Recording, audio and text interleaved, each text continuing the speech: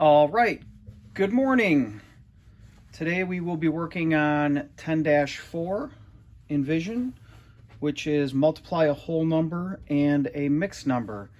It continues to build on what we've already been doing, and it's going to look really similar to what you've already learned how to do, but they're going to add a little bit more to it to make the problems a little longer and a little more, maybe a little more complicated, but not terribly complicated. You guys can handle this stuff. There's a couple of ways you can do it, and I'll show you the two easiest ways that I've found to do it. Okay, so first of all, here's a sample problem. It would give you this. This is the problem on page 561. They give you 2 3/4, and they want to know if it can hold 8 of those. So your math problem would look something like this. Oops, dropped my marker. Okay, so there's a couple of ways you can do that one. I'll show you the first way. The first way would be to write it using the, I think it's the commutative property. So you're going to multiply this times this and then this times this. So here's how I would write that out. First I would do 8 times 2, and then I would add that to the next part, 8 times 3/4. Okay, and that's a real easy way of doing it. So then you just multiply this out and add it up. So 8 times 2 would be 16. And then you would add that to that. Remember, we just multiplied this times the numerator. So 8 times 3 would be 24. So that would be 24/4. Okay? I wouldn't leave it like that because you know you got an improper fraction. I would just divide that out right now. What's 24 divided by 4? 6. And then you would add that to 16. So 16 plus 6 would be 22. Okay, so there's your answer on that one. That's how it's going to look. Okay, that's one way you can do it. The other way you can do it would be like this.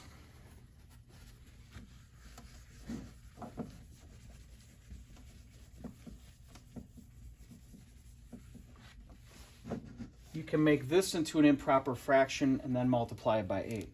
So 4 times 2 is 8. 8 plus 3 is 11. I'll do that again. 4 times 2 is 8. 8 plus 3 is 11. So that would be 11/4 times 8. All right? Multiply this times this. That would give you 88/4. What does 88/4 equal? Well, 8 divided by 4 is 2. 8 divided by 4 is 2, so it would be 22. So it would be the same exact answer. It's just a different way, another way you can solve it. Okay? I'm getting some glare from somewhere. There, maybe. There we go. Is that better? Okay, sorry about that. Okay. That's from my lights. Sorry, this is my inaugural run on this setup. So, okay. So that's it. Pretty cinchy, right? Let's try a few more. So there's the two ways you can do it. I'll do a few problems and I'll show you both ways so you can kind of see how that would work out, okay? Here we go. So 3 times 1 and 5/6. I'm doing this on page 563. This is problem number 7.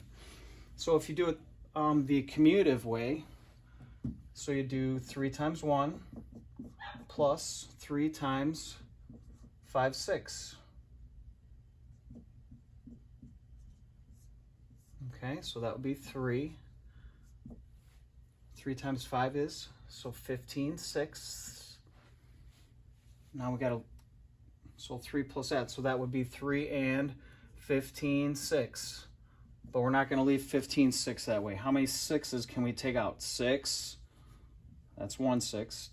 12, that's 2. 18, that's too much. So we can take 2 out. So it would be 3 plus, I took 2 6 out, 2 6s out, and that would be what? If I took 12, that'd be 3 6. So 2 and 3 6. Add that together, you get 5 and 3 6. What does 3 6 look like to you? That's half of that, so that must make it a half. So that would be 5 and 1 half. Okay? That's the first way you could do it. Here's another way you could do it. I'll show you the other way. So that would be changing this into an improper fraction and then just multiplying it and then converting it at the end. So 3 times 1 and 5 6 be 3 times this. 6 times 1 is 6, right?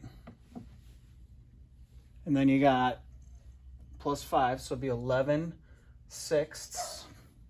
Now you can multiply it out. 3 times 11, so you get 33 6.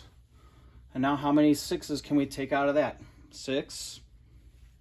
Let's count them. 6, 12, 18, 24, 30.